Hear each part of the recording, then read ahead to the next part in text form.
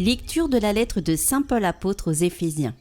Frères, vous n'êtes plus des étrangers ni des gens de passage. Vous êtes concitoyens des saints. Vous êtes membres de la famille de Dieu. Car vous avez été intégrés dans la construction qui a pour fondation les apôtres et les prophètes. Et la pierre angulaire, c'est le Christ lui-même. En lui, toute la construction s'élève harmonieusement pour devenir un temple saint dans le Seigneur. En lui, vous êtes, vous aussi, des éléments d'une même construction, pour devenir une demeure de Dieu par l'Esprit Saint.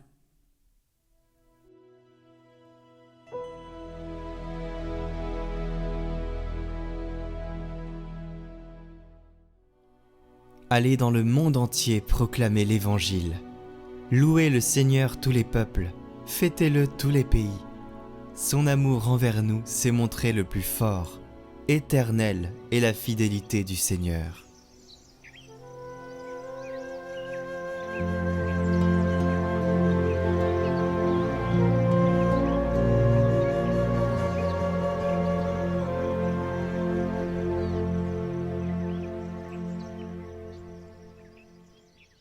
Évangile de Jésus-Christ selon saint Jean.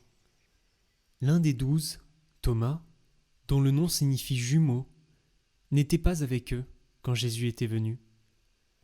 Les autres disciples lui disaient « Nous avons vu le Seigneur !» Mais il leur déclara « Si je ne vois pas dans ses mains la marque des clous, si je ne mets pas mon doigt à l'endroit des clous, si je ne mets pas la main dans son côté, non, je ne croirai pas. » 8 jours plus tard, les disciples se trouvaient de nouveau dans la maison, et Thomas était avec eux. Jésus vient, alors que les portes étaient verrouillées, et il était là, au milieu d'eux. Il dit « La paix soit avec vous !» Puis il dit à Thomas « Avance ton doigt ici, et vois mes mains. Avance ta main, et mets-la dans mon côté.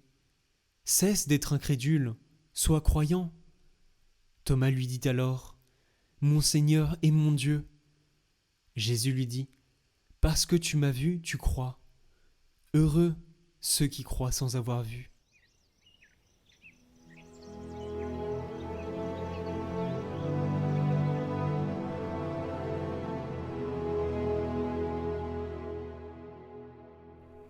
Commentaire de Benoît XVI. Très célèbre et même proverbiale est la scène de Thomas, incrédule, qui eut lieu 8 jours après Pâques, dans un premier temps. Il n'avait pas cru à l'apparition de Jésus en son absence et il avait dit « Si je ne vois pas dans ses mains la marque des clous, si je ne mets pas mon doigt à l'endroit des clous, si je ne mets pas la main dans son côté, non, je ne croirai pas. » Au fond, ces paroles laissent apparaître la conviction que Jésus est désormais reconnaissable, non pas tant par son visage que par ses plaies. Thomas considère que les signes caractéristiques de l'identité de Jésus sont à présent surtout les plaies dans lesquelles se révèle à quel point il nous a aimés. En cela, l'apôtre ne se trompe pas. Comme nous le savons, 8 jours après, Jésus réapparaît parmi ses disciples et cette fois Thomas est présent. Et Jésus l'interpelle. « Avance ton doigt ici et vois mes mains. Avance ta main et mets-la dans mon côté. Cesse d'être incrédule.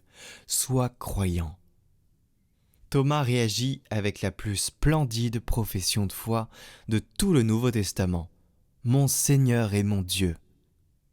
À ce propos, saint Augustin commente « Thomas voyait et touchait l'homme, mais il confessait sa foi en Dieu qu'il ne voyait ni ne touchait. Mais ce qu'il voyait et touchait le poussait à croire en ce que jusqu'alors il avait douté. » L'évangéliste poursuit par une dernière parole de Jésus à Thomas. « Parce que tu m'as vu, tu crois. Heureux ceux qui croient sans avoir vu. » Le cas de l'apôtre Thomas est important pour nous pour au moins 3 raisons. La première parce qu'il nous réconforte dans nos incertitudes. La deuxième parce qu'il nous montre que tout doute peut déboucher sur une issue lumineuse, au-delà de toute incertitude. Et enfin, parce que les paroles que Jésus lui adresse nous rappellent le sens véritable de la foi mûre et nous encouragent à poursuivre, malgré les difficultés, sur notre chemin d'adhésion à sa personne. Prière à saint Thomas, apôtre, pour demander la fraîcheur de la foi. Au nom du Père, du Fils et du Saint-Esprit. Amen. Glorieux apôtre Thomas, vous qui avez amené au Christ un si grand nombre de nations infidèles, c'est à vous maintenant que s'adressent les âmes fidèles, pour que vous les introduisiez auprès de ce même Christ qui s'est déjà manifesté à son Église. Pour mériter de paraître en sa divine présence, nous avons besoin avant toute chose d'une lumière qui nous conduise jusqu'à lui. Cette lumière est la foi. Demandez pour nous la foi. Un jour, le Seigneur daigna condescendre à votre faiblesse et vous rassurer dans le doute que vous éprouviez sur la vérité de sa résurrection. Priez afin qu'il daigne aussi soutenir notre faiblesse et se faire sentir à notre cœur. Toutefois, ô saint apôtre, ce n'est pas une claire vision que nous demandons, mais la foi simple et docile, car celui qui vient aussi pour nous vous a dit en se montrant à vous, heureux ceux qui n'ont pas vu et qui cependant ont cru. Nous voulons être du nombre de ceux-là. Obtenez-nous donc cette foi qui est du cœur et de la volonté, afin qu'en présence du divin enfant enveloppé de l'ange et couché dans la crèche, nous puissions nous écrier aussi « Mon Seigneur et mon Dieu ». Priez, ô saints apôtres, pour ces nations que vous avez évangélisées et qui sont retombées dans les ombres de la mort. Que le jour vienne bientôt où le soleil de justice luira une seconde fois pour elles. Bénissez les efforts des hommes apostoliques qui consacrent leur sueur et leur sang à l'œuvre des missions. Obtenez que les jours de ténèbres soient abrégés et que les régions arrosées de votre sang voient enfin commencer le règne du Dieu que vous leur avez annoncé et que nous attendons.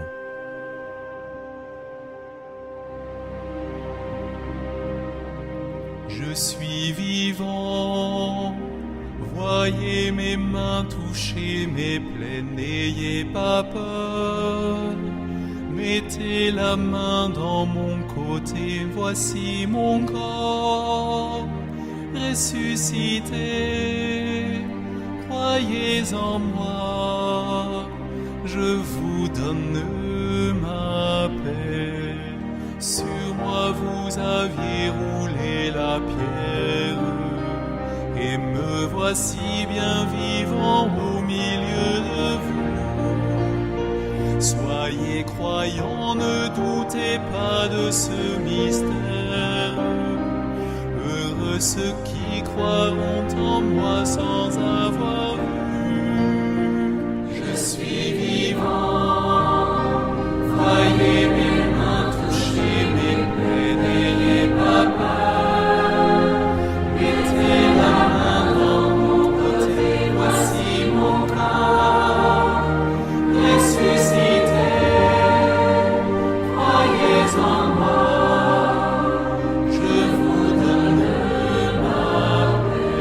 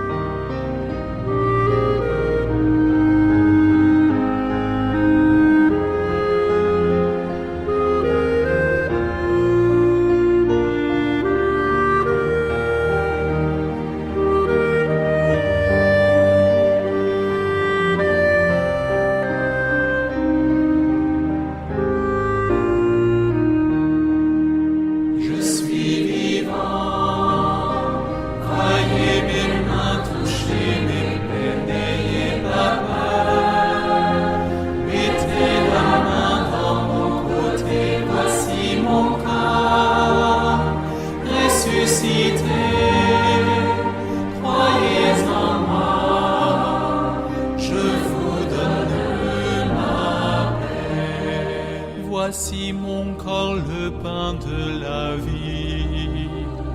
Voici mon sang répandu pour votre salut. Ceux qui accueilleront en eux ma nourriture, je les ressusciterai à la fin des temps. Je suis vivant,